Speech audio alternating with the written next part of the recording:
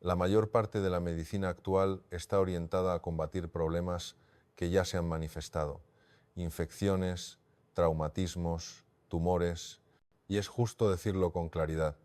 La medicina moderna ha conseguido avances impresionantes que han salvado millones de vidas. Negarlo sería absurdo. La cirugía, los antibióticos y las terapias avanzadas son sin duda un enorme regalo para la humanidad. Pero quiero detenerme un momento contigo para reflexionar sobre algo más profundo: ¿qué significa realmente sanar? Hipócrates, considerado el padre de la medicina occidental, afirmó hace más de 2000 años que quien verdaderamente cura las enfermedades es el propio organismo. En esa frase hay una sabiduría enorme que con el tiempo hemos ido dejando de lado. Existe una diferencia esencial entre curar y sanar. Curar es una acción que viene desde afuera, un médico que prescribe, una intervención quirúrgica, un medicamento que actúa. Sanar, en cambio, nace desde dentro. Es como la diferencia entre que alguien te preste un paraguas cuando llueve y que tu propio cuerpo aprenda a construir un techo que te proteja. Ambos alivian, pero uno depende de lo externo y el otro es fruto de tu propia fuerza vital. Imagina tu organismo como un jardín. Los médicos pueden darte herramientas maravillosas: abono, riego, cuidados externos, pero si la semilla no tiene vida dentro de sí, ningún jardinero logrará que florezca. La verdadera sanación ocurre cuando el propio cuerpo, con sus millones de células inteligentes, decide activarse y regenerarse. Y no estamos hablando de un misterio inalcanzable. La ciencia nos muestra cada día que el organismo posee un sistema de defensa asombroso: glóbulos blancos que patrullan como guardianes, linfocitos que reconocen a los invasores, neurotransmisores que coordinan mensajes de alarma, todo un ejército invisible trabajando día y noche para mantener el equilibrio. Ahora bien, ¿qué sucede cuando vivimos sometidos a un estrés constante? Cuando nuestras emociones están cargadas de miedo o desesperanza, ese jardín interior se seca poco a poco. El cerebro bajo presión libera hormonas como el cortisol que debilitan nuestras defensas y hacen que ese ejército natural baje la guardia. Es como si el portero de un edificio se quedara dormido. Cualquiera puede entrar. Por eso sanar únicamente un asunto médico también es un asunto espiritual, emocional y mental. La paz interior, la gratitud, la fe no son adornos románticos, son fuerzas biológicas capaces de despertar la energía curativa del organismo. Cada pensamiento de confianza es como un rayo de sol que atraviesa la tierra del jardín, alentando a las semillas a germinar.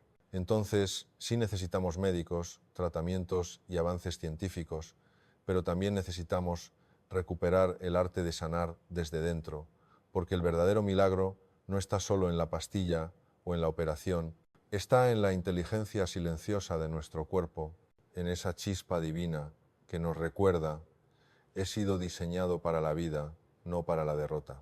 Quiero invitarte a reflexionar conmigo qué es lo que hace que en medio de una enfermedad grave el organismo decida ponerse de pie y luchar con todas sus fuerzas. ¿Qué activa ese ejército silencioso de linfocitos asesinos, de células T, las CD4 y COCHO, de glóbulos blancos, de fibroblastos, junto con todo un concierto de hormonas, mediadores químicos y neurotransmisores? Es impresionante pensarlo. Dentro de nosotros habita una maquinaria perfecta que cuando se enciende le dice a cada célula anómala o a cada tumor: aquí no tienes lugar, este cuerpo no es tu casa. Y sin embargo también es cierto lo contrario. En muchos casos, ese mismo sistema de defensa se apaga, se adormece y la enfermedad siente que puede instalarse cómodamente como si fuera dueña del lugar. ¿De qué depende una cosa o la otra? Este es un punto crucial. La ciencia nos dice que nuestro sistema inmunológico está profundamente ligado a nuestras emociones y a nuestro estado mental. El estrés crónico, por ejemplo, es como una lluvia ácida que cae día tras día sobre el jardín de nuestras defensas. Lo sé por experiencia. Cuando la tensión me domina, siento como mi cuerpo entero se contrae. Cada músculo se endurece como si llevara una armadura invisible. En esos momentos uno busca alivio inmediato. Tal vez recurrimos a un fisioterapeuta, alguien que con sus manos ayuda a soltar la rigidez acumulada. Y sí, eso trae un descanso necesario, pero también es una señal más profunda. El cuerpo está gritando que necesita algo más que masajes, necesita paz interior. El sistema inmune escucha nuestro estado emocional. Cuando estamos llenos de miedo, de resentimiento o de ansiedad, es como si apagáramos las luces del cuartel general y los soldados quedaran desorientados. Pero cuando cultivamos la confianza, la esperanza y la fe, enviamos un mensaje claro al organismo: despierta, lucha, este cuerpo quiere vivir. La neurociencia confirma que pensamientos de calma y gratitud liberan neurotransmisores que fortalecen las defensas, mientras que el estrés prolongado libera cortisol y adrenalina que en exceso debilitan. La espiritualidad nos recuerda lo mismo con otras palabras. El corazón inquieto enferma al cuerpo, pero el espíritu sereno lo fortalece. Podríamos decirlo con una metáfora simple: nuestro sistema de defensa es como una orquesta. Cuando la mente está en armonía, cada instrumento toca en su tiempo. Los linfocitos, los glóbulos blancos, las hormonas, el resultado es una melodía que repele la enfermedad. Pero cuando vivimos bajo tensión constante, esa orquesta interna pierde armonía. Los músicos se desconectan, el ritmo se rompe y ese silencio desordenado se vuelve el espacio perfecto para que la enfermedad diga: ahora este lugar me pertenece. Por eso, sanar no es solo tomar medicamentos o asistir a terapias. Sanar también implica aprender a respirar en medio de la tormenta, a recuperar la calma cuando todo alrededor parece desbordarse.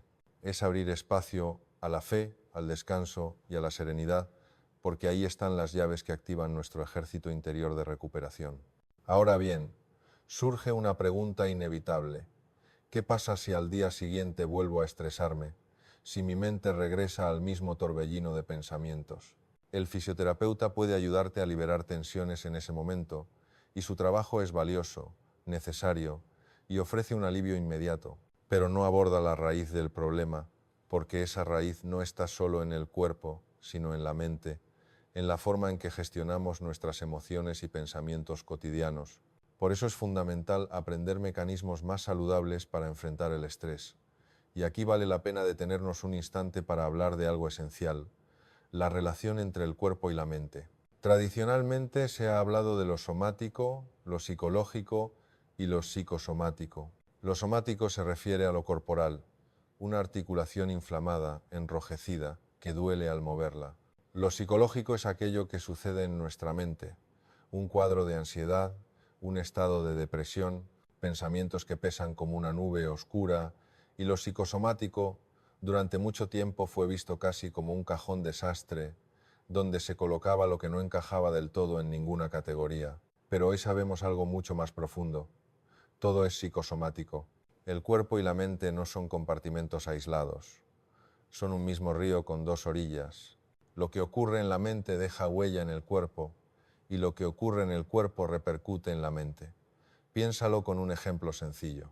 Cuando te estresas por un problema laboral, no solo tienes pensamientos intranquilos, también se acelera tu corazón, se tensan tus músculos, se altera tu respiración. Es como si una preocupación mental apretara interruptores en todo el cuerpo. Por el contrario, cuando respiras profundo, caminas bajo el sol o escuchas una melodía que te conmueve, no solo se relajan tus músculos, también tu mente se aquieta, tus pensamientos se ordenan, tu ánimo cambia. La ciencia lo confirma. Hay redes neuronales y hormonales que funcionan como puentes. El eje hipotálamo, hipófisis suprarrenal, por ejemplo, conecta directamente la mente con la producción de hormonas del estrés. La serotonina, conocida como la hormona de la felicidad, se fabrica en gran parte en el intestino. Todo está entrelazado. Lo psíquico y lo somático son dos caras de una misma moneda. Podríamos decir que la distinción clásica entre lo mental y lo físico es útil para estudiar, pero insuficiente para vivir. Porque en la vida real, cuando lloras de emoción, ¿es algo psicológico o es algo somático? Las lágrimas brotan de tu cuerpo, pero son encendidas por un sentimiento del alma. Lo mismo ocurre con la ansiedad, con el estrés, con la enfermedad. No hay un muro que separe la mente del cuerpo. Hay un puente constante, invisible, pero real. Por eso sanar exige atender ambas dimensiones a la vez. No basta con masajear el músculo, ni basta con repetir frases optimistas en la mente. El trabajo de sanación integral necesita cuerpo y mente alineados, como dos caballos que tiran del mismo carro. Y ahí entran prácticas sencillas pero poderosas. Aprender a respirar, cultivar pensamientos de gratitud, cuidar el descanso, nutrir el cuerpo con alimentos que den vida y nutrir el espíritu con fe y esperanza. La medicina moderna nos ofrece herramientas magníficas, pero si olvidamos esta verdad que todo es psicosomático, corremos el riesgo de curar por fuera mientras seguimos enfermos por dentro. Todo lo que ocurre en la mente repercute en el cuerpo y todo lo que ocurre en el cuerpo repercute en la mente. No son dos universos separados, sino dos dimensiones de una misma realidad. Por ejemplo, cuando recibes una sesión de fisioterapia y tus músculos tensos comienzan a relajarse, no solo descansa tu cuerpo, también descansa tu mente. Y a la inversa, cuando aquietas tus pensamientos, cuando encuentras un instante de calma interior, también los músculos se sueltan, las famosas corazas neuromusculares se disipan y el cuerpo entero respira con más libertad. Esto es fundamental comprenderlo porque muchas veces caemos en reduccionismos. Este es un tema psicológico nada más, o este es un asunto puramente médico, pero la verdad es que todo es psicosomático. Separar artificialmente lo psicológico de lo físico es como partir un río en dos con una línea imaginaria. El agua seguirá fluyendo y mezclándose porque así fue diseñada. De ahí la importancia de un abordaje multidisciplinar, integral y humano.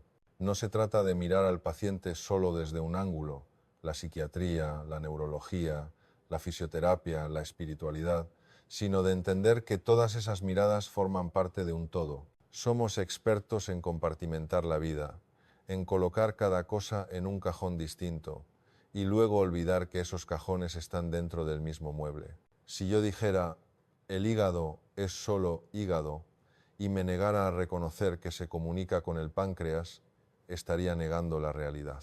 Pero la verdad es que el hígado y el páncreas mantienen un diálogo constante, una conversación silenciosa que permite la vida. Lo mismo ocurre con los pulmones, el corazón, el sistema nervioso, nuestras aproximadamente 60 trillones de células. Sí, alguien se tomó el trabajo de contarlas y merece un Nobel imaginario.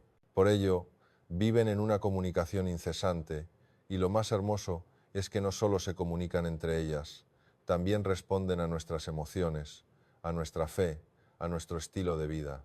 Cuando alimentamos pensamientos de serenidad, esas células parecen alinearse como un coro afinado.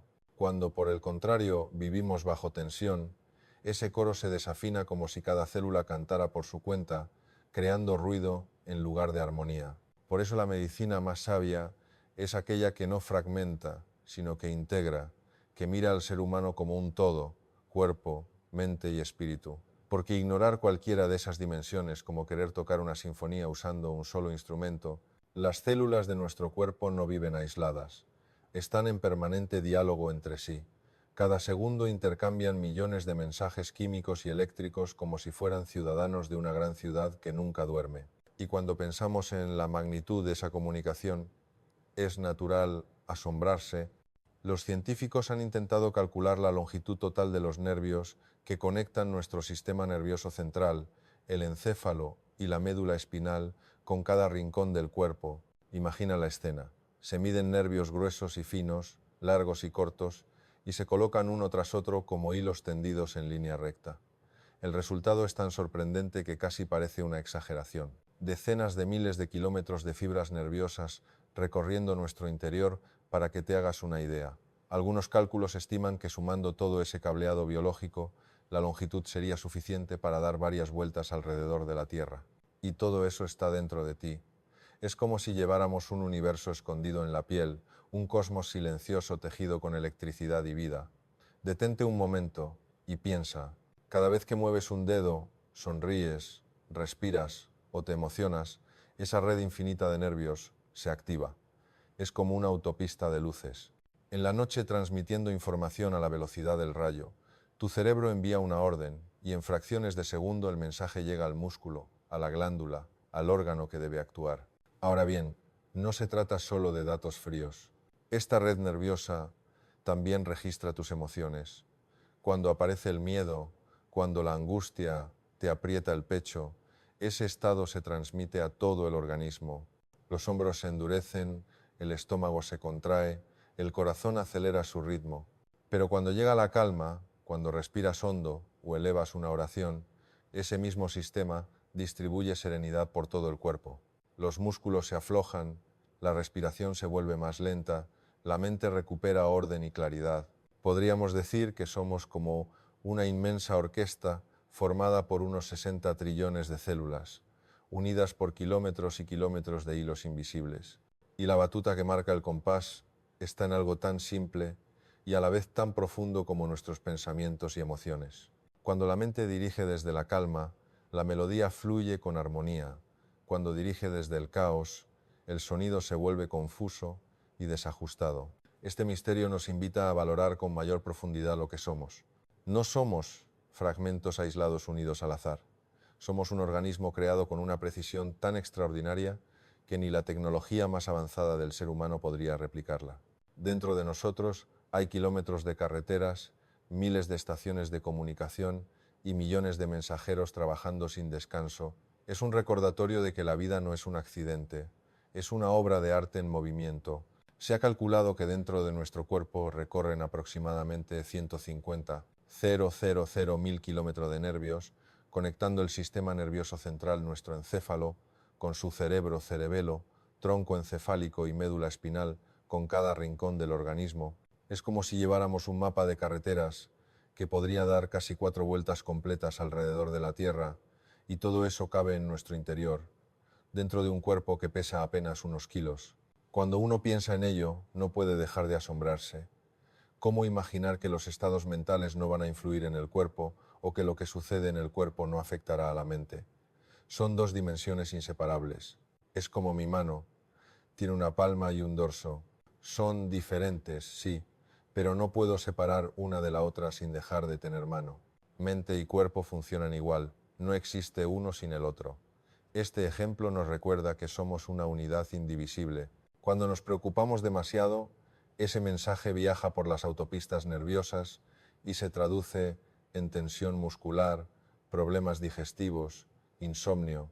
Y cuando cuidamos el cuerpo con movimiento, descanso, buena alimentación, la mente también recibe señales de calma y claridad.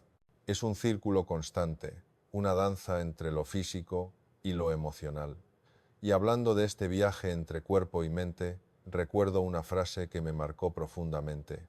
Alguien me dijo, con una sonrisa, yo tengo mucha juventud acumulada, una manera hermosa de recordar que la edad no es solo un número, sino la forma en que vivimos el camino. La vida, en el fondo, es un viaje, y como decía Emilio Duró, se parece mucho al Camino de Santiago. No se trata únicamente de llegar a la meta, sino de aprender de cada etapa, de cada paso, de cada compañía en el recorrido. Habrá subidas agotadoras, habrá descensos fáciles, habrá días de sol radiante y jornadas de lluvia intensa, pero todo forma parte del mismo viaje. Del mismo modo, nuestro sistema nervioso, con sus 150.000 km de hilos invisibles, nos recuerda que estamos en comunicación constante con nosotros mismos. Cada pensamiento es un paso, cada emoción es un paisaje, cada experiencia deja huella, y si entendemos la vida como un camino, entonces cada kilómetro de nervios que llevamos dentro no es solo biología, es también símbolo de nuestro andar interior, de la manera en que cuerpo y mente caminan juntos hacia la plenitud. Me gusta mucho la metáfora del Camino de Santiago para describir la vida. Es un viaje lleno de etapas, de encuentros, de paisajes cambiantes, y si alguien me preguntara, ¿en qué parte de tu camino estás ahora? La respuesta más honesta sería, no lo sé con exactitud. Y eso es paradójicamente lo más apasionante, porque sé hacia dónde voy. Tengo claro mi horizonte, mi Santiago interior, pero no siempre sé con certeza en qué kilómetro de la ruta me encuentro. Lo único que sé es que sigo caminando, y en ese caminar me dejo sorprender, me mantengo abierto a las lecciones, a los encuentros y a los silencios que el viaje me regala. La vida al final no es una línea recta, es un sendero lleno de desvíos, de cuestas, de descansos inesperados. A veces uno cree haber llegado a la cima y descubre que era solo un pequeño mirador antes de la verdadera subida.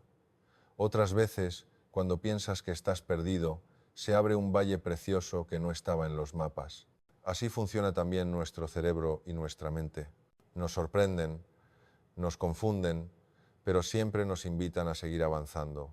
En mi propio recorrido tuve la oportunidad de sumergirme en un programa de un año que me llevó a conocer distintas culturas y enfoques sobre algo tan esencial como la felicidad.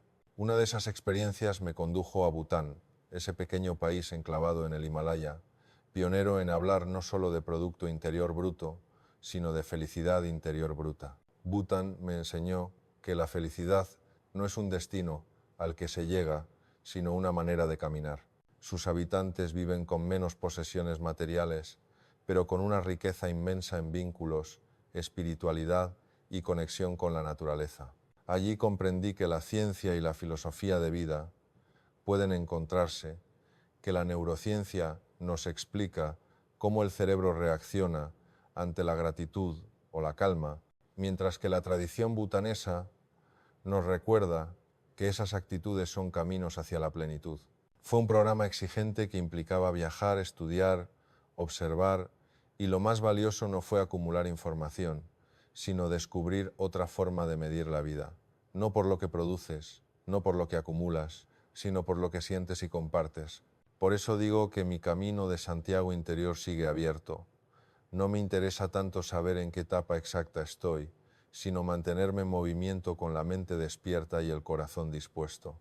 La verdadera riqueza del viaje está en dejarse sorprender, en aprender de cada etapa, en aceptar que la felicidad como la sanación no viene de fuera, sino que se cultiva dentro de nosotros mientras seguimos caminando.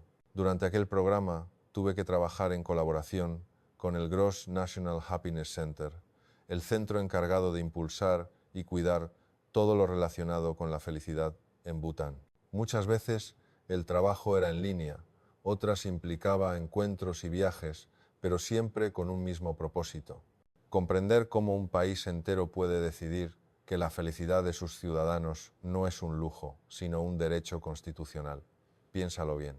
El único país en el mundo cuya constitución declara que el gobierno y el parlamento deben velar por la felicidad real, no solo por la economía, no solo por el poder militar, sino por la felicidad. Me parece algo profundamente inspirador. Esa experiencia me dejó varias lecciones. La primera, que la felicidad no siempre depende de grandes logros, sino de cosas muy sencillas. Si cuidáramos más esas pequeñas dimensiones, nuestra percepción de bienestar sería mucho mayor. Por ejemplo, tener tiempo para lo que nos gusta, para compartir con quienes amamos, para disfrutar de la música, del silencio o de un paseo sin prisas. Otra gran lección fue comprender la importancia de la comunidad. En Bután descubrí que la felicidad no se concibe como un asunto individualista. Se entiende que somos seres interconectados y que el bienestar personal florece en la medida en que también florece el bienestar de los demás. El sentido de pertenencia, de ayudarse mutuamente, de celebrar y llorar juntos, es una fuente de fortaleza emocional y de salud.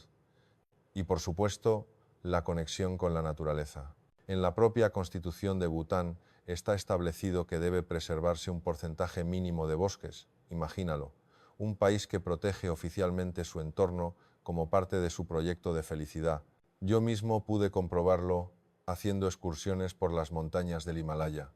Al caminar allí, rodeado de bosques intactos, entendí que la naturaleza no es un decorado, es parte de nuestra propia salud.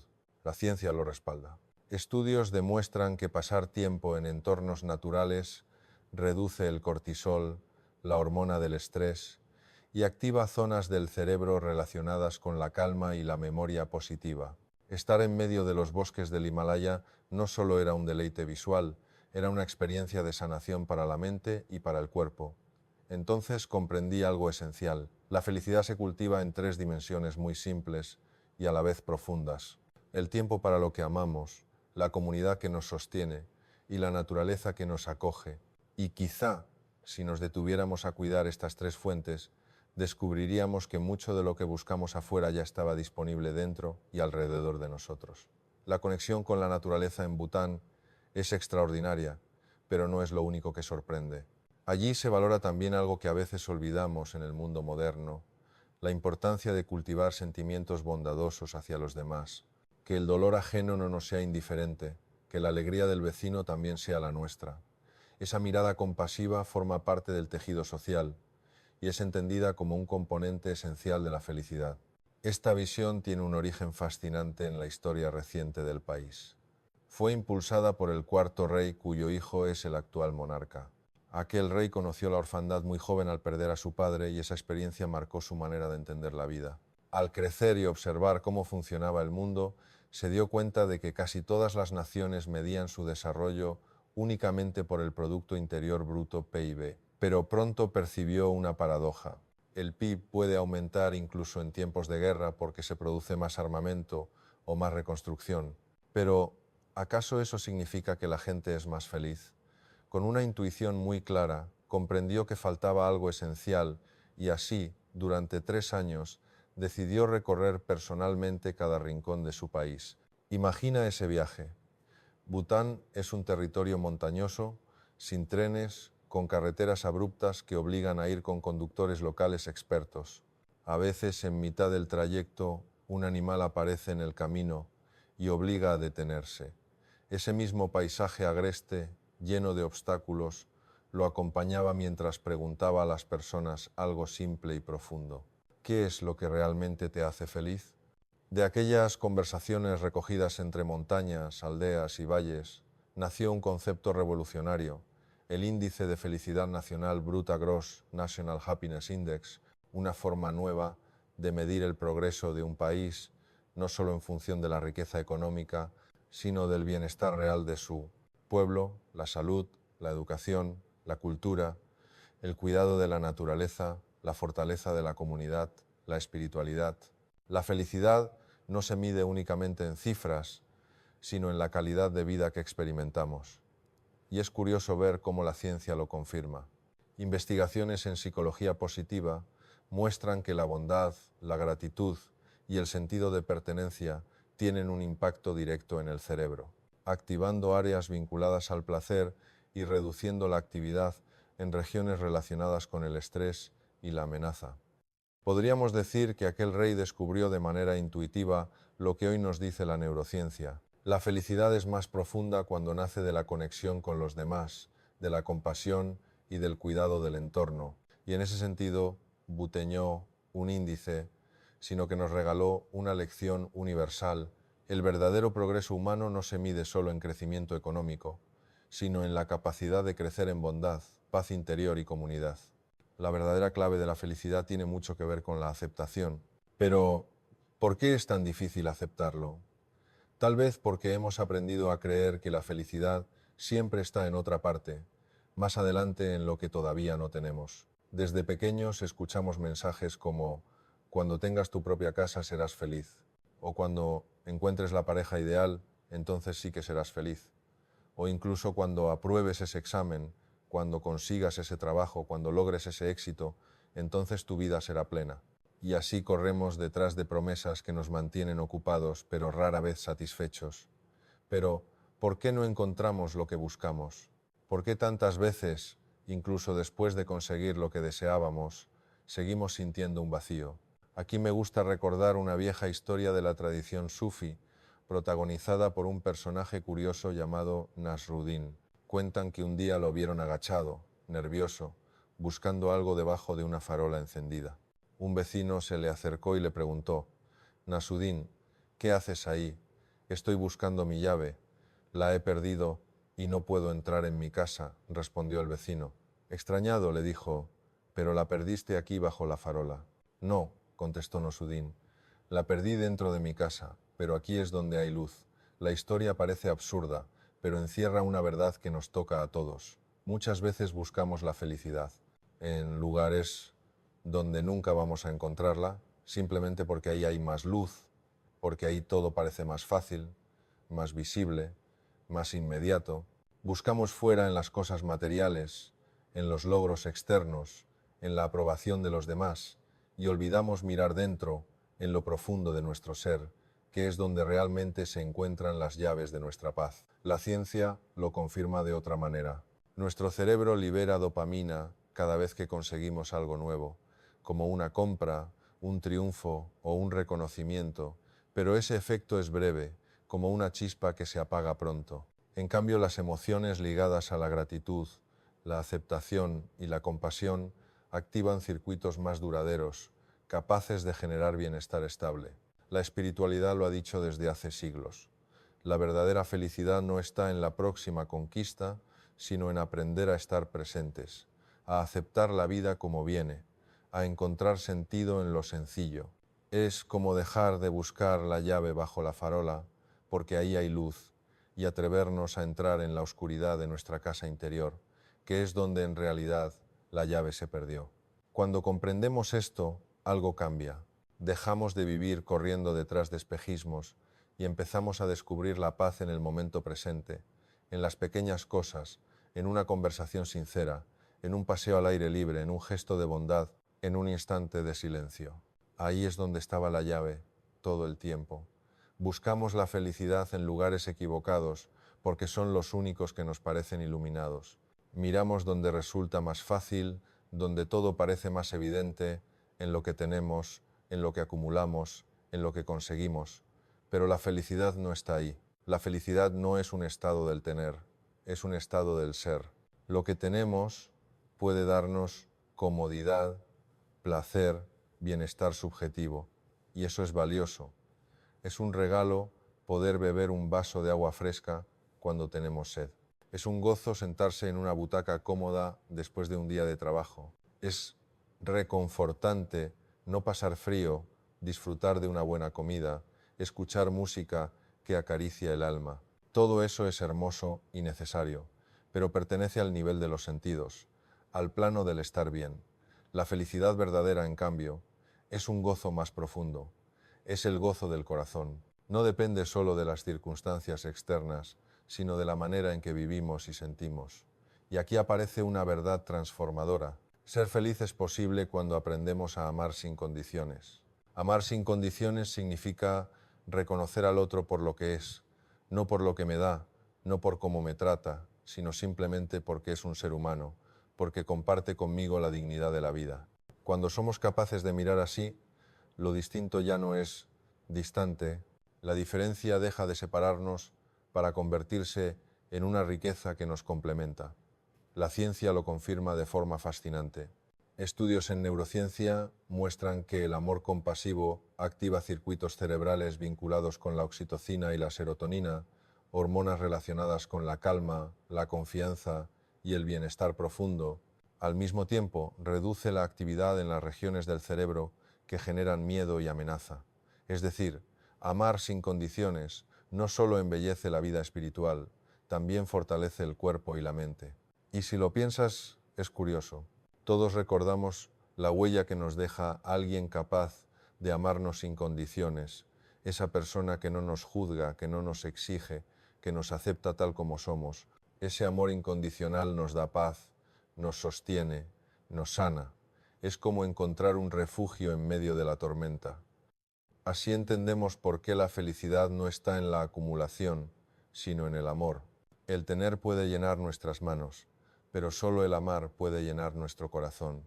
El tener da placer pasajero, el amar da plenitud duradera. La felicidad entonces no es una meta que se conquista al final de muchas carreras, sino una forma de caminar cada día con un corazón dispuesto a amar, y en esa medida, cuanto más aprendemos a amar sin condiciones, más cerca estamos de vivir lo que tantas veces buscamos en vano bajo las farolas equivocadas. Cuando comenzamos a abrirnos al amor verdadero, inevitablemente algo se mueve en el corazón, y aquí surge la gran dificultad: aprender a amar. Amar significa vivir en un estado permanente de dulzura y romanticismo. No, amar es mucho más profundo. Es una actitud constante de búsqueda de bien, de ayuda, de contribución. La persona que en medio de un ataque no ve maldad sino dolor. La persona que en lugar de castigar busca comprender y corregir. La persona que elige aportar luz en vez de añadir más oscuridad, esa es la persona que experimenta cada vez un mayor gozo en su corazón. ¿Por qué entonces se nos escapa con tanta frecuencia esta manera de amar? Porque nos hemos ido alejando del amor genuino y hemos creado versiones condicionadas. Decimos: yo te amo si haces lo que espero de ti, te amo si me das lo que necesito, te amo si piensas como yo. Pero ese no es amor verdadero, es un contrato disfrazado de afecto, y cuando reducimos el amor a condiciones, lo volvemos frágil y escaso. El amor incondicional, en cambio, trasciende las diferencias. Nos cuesta porque solemos mirar lo distinto como algo amenazante, más jóvenes, más fuertes, más atractivos, mejor vestidos, con ideas distintas a las nuestras, y al fijarnos solo en lo que nos separa, perdemos la oportunidad de descubrir lo que nos une. Sin embargo, cuando elegimos mirar de otra manera, lo distinto deja de ser distante.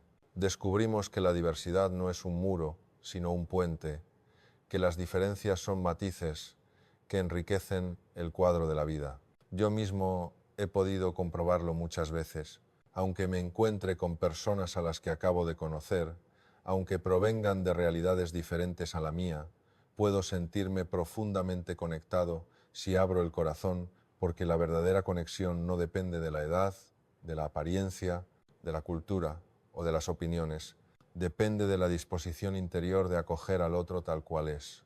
La neurociencia explica que este tipo de amor y apertura libera oxitocina, la llamada hormona del vínculo, que genera confianza y sensación de pertenencia.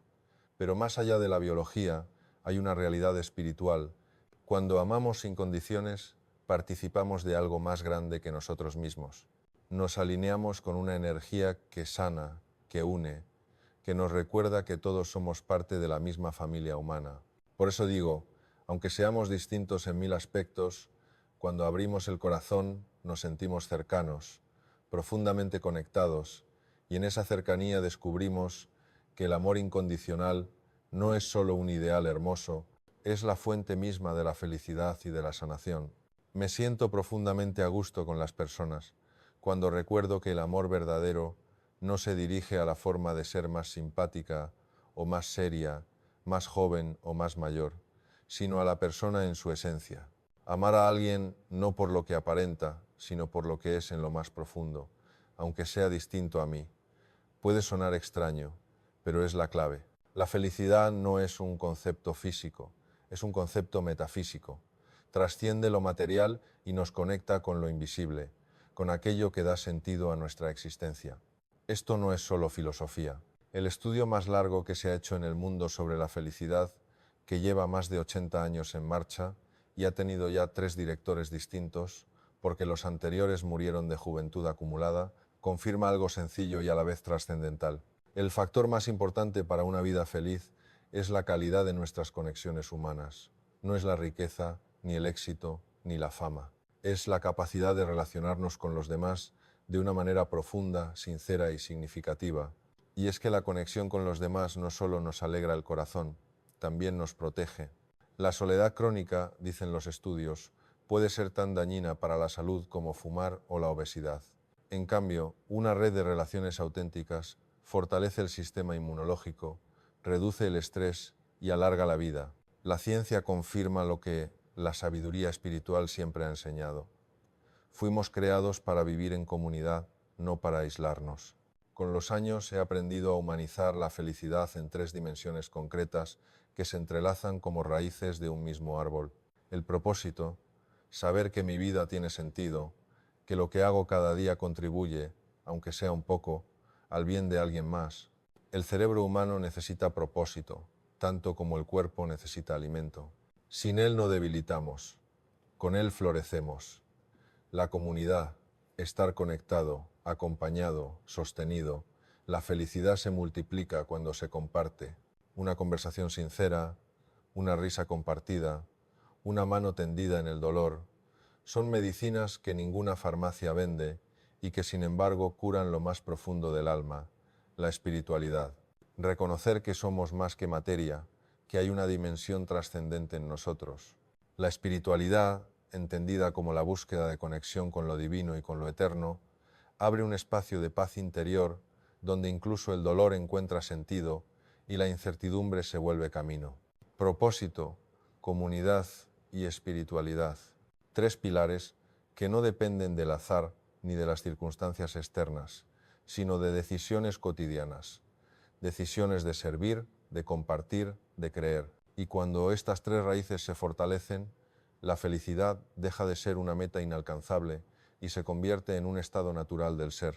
Cuando hablo de felicidad, reconozco que hay tres pilares: el propósito, la comunidad y la espiritualidad. Hemos reflexionado bastante sobre los dos primeros, tener un sentido en la vida y estar rodeados de relaciones auténticas, pero confieso que la dimensión espiritual todavía es para muchos la más difícil de abrazar. Recuerdo mi viaje a Bután hace algunos años. Mis padres me dieron la bendición de poder hacerlo y fue una experiencia que marcó mi interior. Lo que más me impresionó no fue solo la belleza de sus paisajes, sino lo profundamente espiritual que era la vida cotidiana allí. Era como si cada gesto, cada ceremonia, cada relación con la naturaleza estuviera impregnada de trascendencia. Ahora bien, creo que es importante diferenciar entre religiosidad y espiritualidad. La palabra religión viene del latín religare, que significa volver a unir lo que estaba separado. Y en ese sentido, toda religión busca reconectar al ser humano con lo divino, con lo eterno, con la fuente de la vida. La religiosidad se expresa a través de tradiciones, prácticas compartidas, oraciones comunitarias, templos y enseñanzas que se transmiten de generación en generación. Todo eso tiene un valor inmenso porque nos recuerda que no estamos solos en el camino, pero la espiritualidad va un paso más allá y a la vez más adentro. La espiritualidad es una búsqueda personal, es todo lo que nos saca del ego y nos conecta con lo esencial, con nuestro núcleo más profundo, con los demás y con el universo. Es un viaje íntimo hacia lo que nos trasciende, y trascender significa justamente eso, ir más allá de uno mismo. Podríamos decir que la religiosidad es el mapa compartido y la espiritualidad es el viaje personal. La religión ofrece caminos ya trazados, señales, prácticas comunitarias. La espiritualidad es la experiencia de caminar ese sendero y descubrir cómo ese mapa resuena con tu vida, con tu historia, con tus heridas y con tus anhelos. La ciencia también empieza a reconocer la importancia de esta dimensión. Estudios en neurociencia muestran que las prácticas espirituales como la meditación, la oración, el silencio contemplativo, modifican la actividad cerebral, reducen la ansiedad, fortalecen la resiliencia emocional y generan un sentido profundo de conexión. En términos biológicos, la espiritualidad calma el sistema nervioso, regula hormonas del estrés y activa neurotransmisores relacionados con el bienestar. Pero más allá de la biología está la vivencia. Cuando conectamos con lo espiritual, encontramos una paz que no depende de las circunstancias. Podemos estar en medio de una dificultad, de una pérdida o de una enfermedad y aún así sentir un espacio de calma que nos sostiene. Ese espacio no viene de afuera, viene de haber entrado en contacto con lo que nos trasciende, con lo eterno que habita dentro de nosotros. La espiritualidad es el tercer pilar de la felicidad.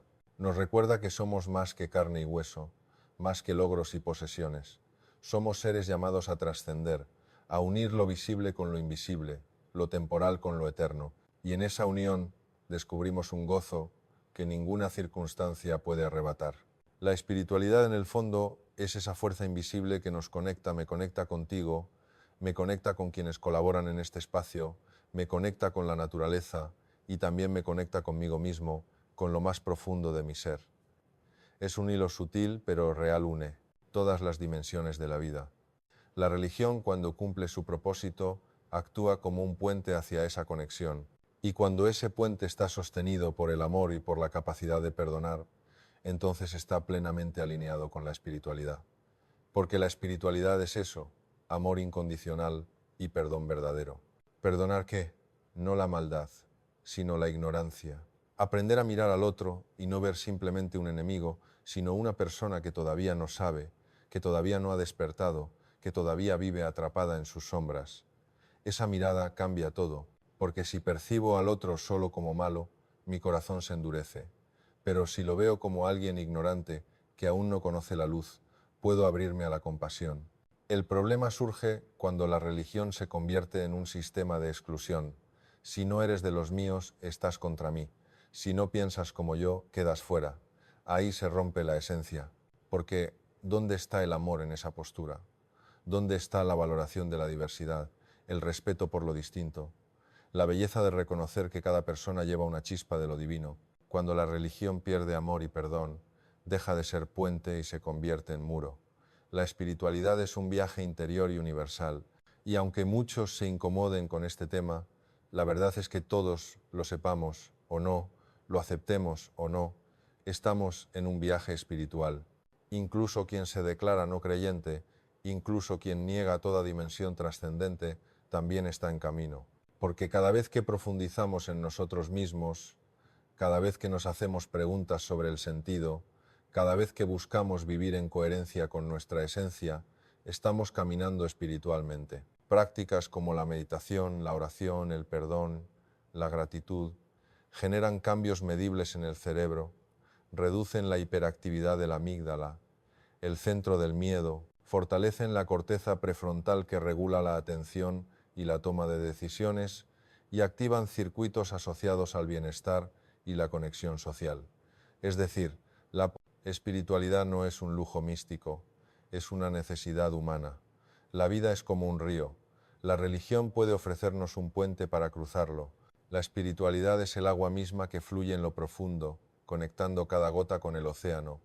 Todos estamos sumergidos en ese río, nos demos cuenta o no, y cuanto más nos adentramos, cuanto más aprendemos a amar y a perdonar, más comprendemos que este viaje interior es la verdadera raíz de nuestra plenitud. A medida que profundizamos en la relación con los demás, algo hermoso sucede.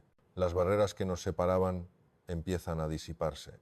Esa es en esencia la espiritualidad, un estado en el que lo que le pasa al otro ya no nos resulta indiferente porque reconocemos que estamos conectados.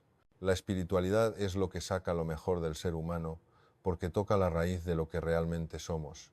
Podemos negarlo, podemos taparlo bajo capas de rutina, egoísmo o distracciones, pero en el fondo somos seres espirituales y cuando nos encontramos en un entorno donde nos sentimos profundamente queridos, cuando percibimos que quienes nos rodean saben perdonar nuestros errores y buscan corregirnos en lugar de castigarnos, entonces algo en nuestro interior comienza a abrirse. Es como si una flor oculta empezara a desplegar sus pétalos hacia la luz. Esa es la verdadera espiritualidad, no algo extraño ni lejano, sino una experiencia viva de ser acogidos, perdonados y animados a crecer. Por eso, de una manera u otra, todos buscamos espiritualidad. El reto está en buscarla en el lugar adecuado, en el terreno donde realmente pueda florecer. Para mí, la espiritualidad auténtica se sostiene en varios pilares muy claros. El amor incondicional, amar no como un intercambio, no como un contrato, te amo si me das lo que espero, sino como una forma de vida. Amar porque amar nos define, porque nos conecta con lo eterno. Ese amor no espera, no calcula, no pone condiciones, simplemente da la capacidad de perdonar. El perdón genuino significa justificar el mal ni negar las consecuencias de los actos equivocados. Significa mirar más allá del error y ver en lugar de maldad, ignorancia. Significa desear, corregir, no destruir, sanar, no castigar. Y aquí radica una diferencia enorme. El castigo endurece, la corrección con amor transforma la aceptación verdadera. Y aquí quiero subrayar algo. La aceptación no es resignación. Resignarse es bajar los brazos y dejar que la vida nos arrastre. Aceptar, en cambio, es abrir los ojos a la realidad tal cual es y desde ahí decidir cómo caminar. Es como si un navegante en alta mar reconociera la dirección del viento. No puede cambiar el viento, pero sí ajustar las velas para avanzar con mayor conciencia. La ciencia también arroja luz sobre estos principios. Se ha comprobado que el amor incondicional y el perdón disminuyen la activación de la amígdala, el centro cerebral del miedo y la ira, mientras que la aceptación activa zonas prefrontales asociadas con la calma, la claridad mental y la resiliencia. En otras palabras, estos valores espirituales no solo elevan el espíritu, también fortalecen la mente y el cuerpo. Por eso afirmo que la espiritualidad no es un añadido opcional, es la esencia de lo que somos. Es lo que nos abre, lo que nos repara y lo que nos permite avanzar con plenitud, y cuanto más la cultivamos desde el amor, el perdón y la aceptación consciente, más comprendemos que no hay nada más humano que vivir desde lo espiritual. La resignación se parece a un resentimiento escondido, a un tengo que soportar cargado de enfado silencioso y resistencia interna. La aceptación, en cambio, es muy diferente. La aceptación impulsa, ensancha el horizonte, crea posibilidades. Significa reconocer con honestidad, ahora estoy aquí, en esta situación difícil, pero también aceptar que este momento no define necesariamente mi destino final. Cuando ejercía como cirujano digestivo tuve que enfrentar muchos casos de tumores malignos. Una de las tareas más importantes con mis pacientes era ayudarles a aceptar su enfermedad. Y esto no significa rendirse ni bajar los brazos. Significa asumir con claridad el punto A. Ahora no estoy sano, ahora estoy enfermo. Resignarse sería lo contrario. Rechazarlo, enfadarse, vivir peleando con la realidad. Aceptar, por contraintuitivo que parezca, es como abrazar la situación, decir, sí, esto es lo que me toca vivir ahora. Pero al mismo tiempo es recordar que el punto B no tiene por qué ser igual al punto A. Es decir, mi presente no define necesariamente mi futuro. Esta diferencia no es solo psicológica, también es biológica. La resignación, con su carga de frustración y rabia contenida, activa una respuesta de estrés crónico. Durante años se ha demostrado que este estrés libera de manera continua una hormona llamada cortisol, producida por las glándulas suprarrenales. El cortisol es útil en situaciones de emergencia, nos da energía rápida, nos ayuda a reaccionar, pero cuando se mantiene elevado durante semanas y meses, se convierte en veneno silencioso. El exceso de cortisol reduce la capacidad del sistema inmune, debilita sus defensas naturales y, en el caso de los pacientes oncológicos, limita la habilidad del cuerpo para combatir el tumor. Es como si tuviéramos un ejército listo para luchar, pero lo mantenemos dormido bajo una niebla de estrés y resignación. La aceptación, en cambio, tiene el efecto contrario. Cuando el paciente asume su realidad con serenidad y coraje, los niveles de cortisol disminuyen, el organismo entra en un estado de mayor equilibrio y el sistema inmunológico se reactiva. Y entonces, con el apoyo de la cirugía, la medicina o los tratamientos necesarios, el propio cuerpo recupera su capacidad de defenderse. Podríamos decirlo con una metáfora simple.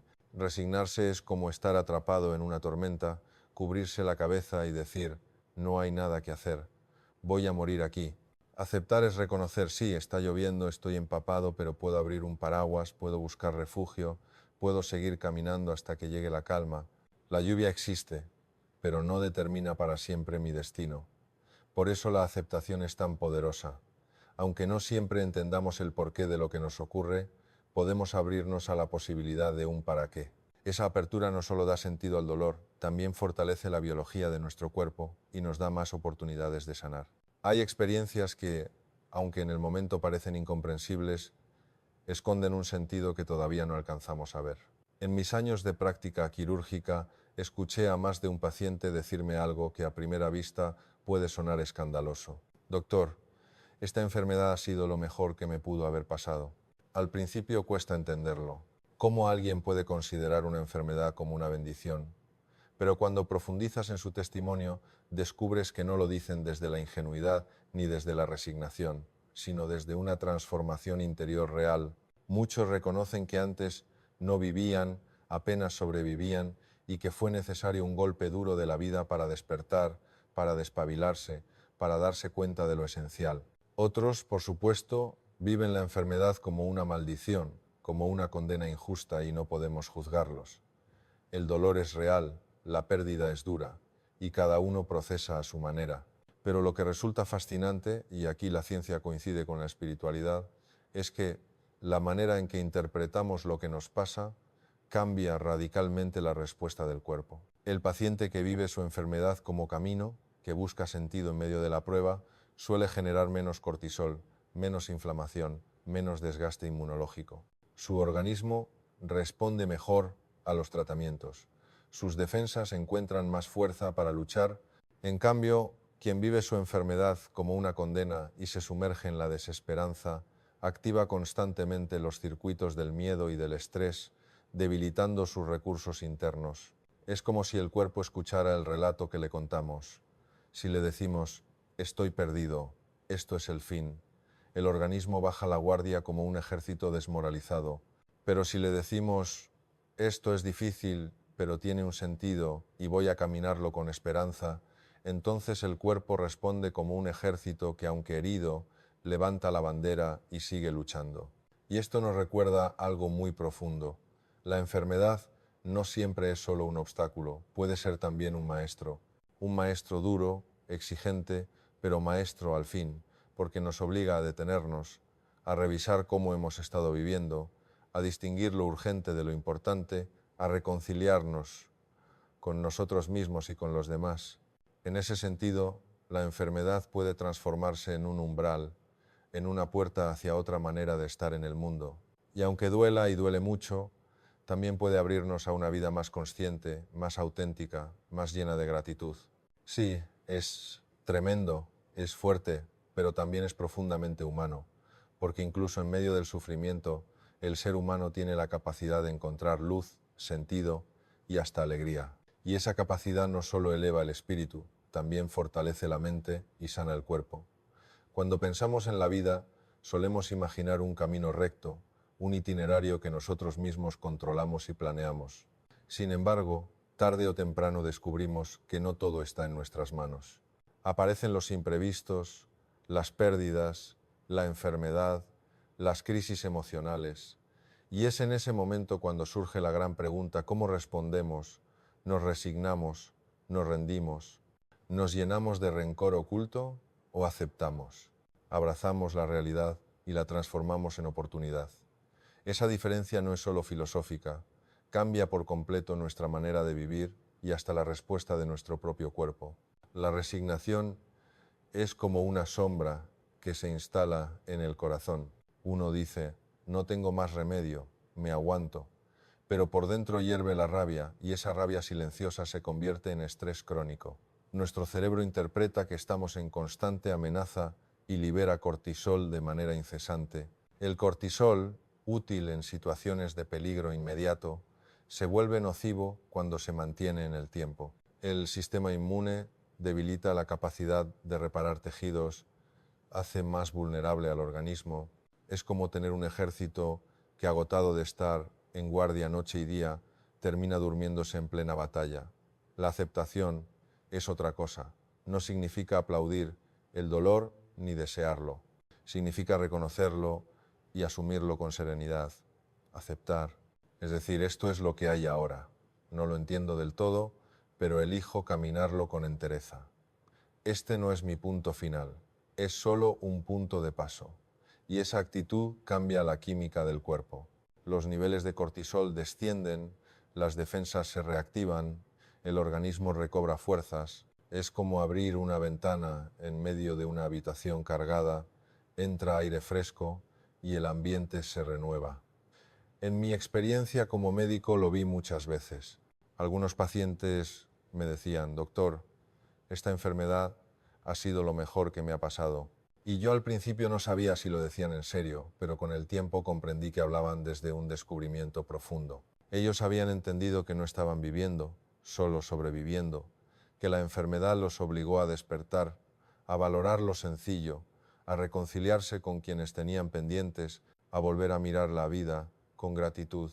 Era como si la enfermedad, siendo dura y dolorosa, se convirtiera también en maestra. Otros, en cambio, vivían su enfermedad como una condena, como una maldición. No se puede juzgar a nadie por reaccionar así, porque el dolor es real y cada ser humano procesa a su manera. Pero era evidente que el cuerpo respondía distinto. Quien veía la enfermedad como un camino encontraba fuerzas inesperadas. Quien la veía solo como desgracia se debilitaba más rápidamente. El organismo escucha el relato que nos contamos. Si me digo a mí mismo: no hay nada que hacer, mi cuerpo baja los brazos. Si me digo: no entiendo por qué, pero voy a buscar un para qué, entonces mis células parecen escuchar y activarse. La pregunta del para qué es clave.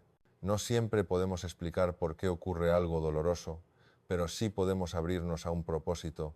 ¿Para qué me ha ocurrido? ¿Qué me está invitando a cambiar? ¿Qué enseñanza puedo descubrir aquí?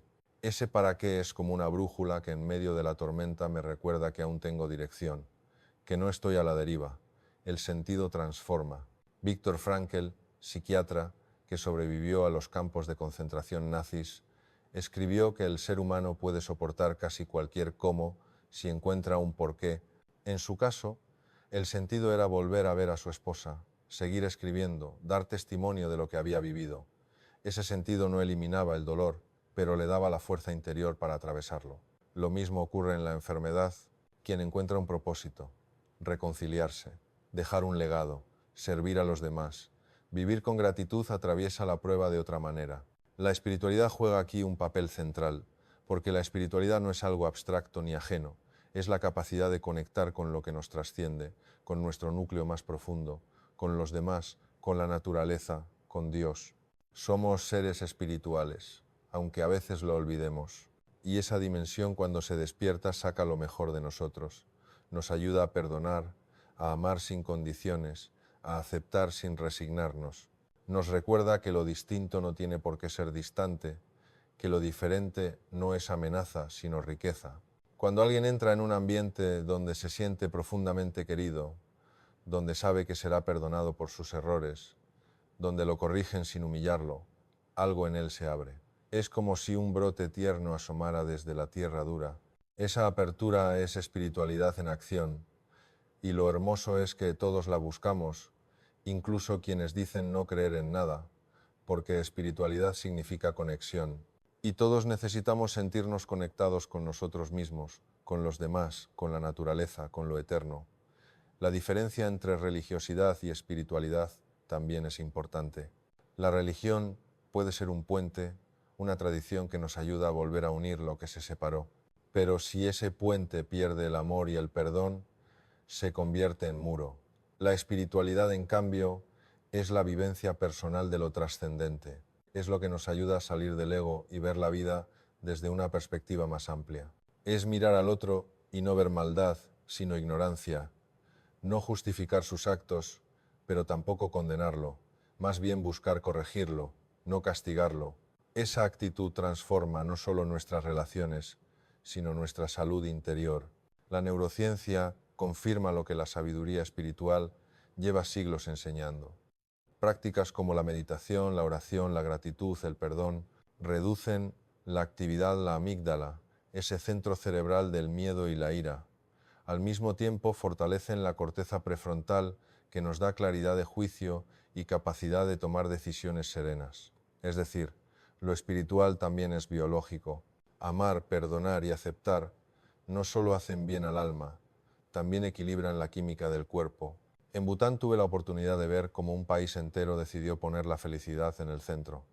Allí comprendí que la felicidad no es un estado del tener, sino del ser. No depende de cuántas cosas acumulemos, sino de la calidad de nuestras relaciones, del propósito que nos guía y de la espiritualidad que cultivamos. Tres pilares que se entrelazan como raíces de un árbol robusto. El propósito es saber que mi vida tiene sentido. No necesito salvar al mundo entero. Basta con contribuir, aunque sea un poco, al bien de alguien más. La comunidad es vivir acompañado, sabiendo que la felicidad se multiplica cuando se comparte, y la espiritualidad es esa raíz profunda que me conecta con lo eterno, que me recuerda que no estoy solo, que hay algo mayor sosteniéndome. Y es aquí donde volvemos a la aceptación, porque aceptar no es rendirse, aceptar es abrir los ojos a la realidad para caminar con sabiduría. La resignación me encierra, la aceptación me libera. La resignación me llena de cortisol, la aceptación me da serenidad, la resignación me hunde en el porqué, la aceptación me abre al para qué. He visto pacientes reconciliarse con sus familias en los últimos momentos de vida, y ese acto de perdón ha sido para ellos una sanación más profunda que cualquier medicamento.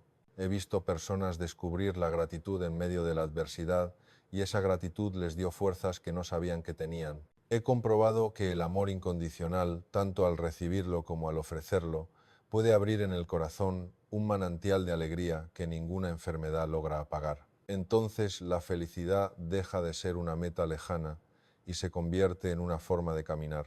No consiste en tener todo bajo control, sino en aprender a amar, a perdonar y a aceptar en cada etapa del recorrido. Y cuando lo hacemos, incluso en medio del dolor, algo dentro de nosotros comienza a florecer.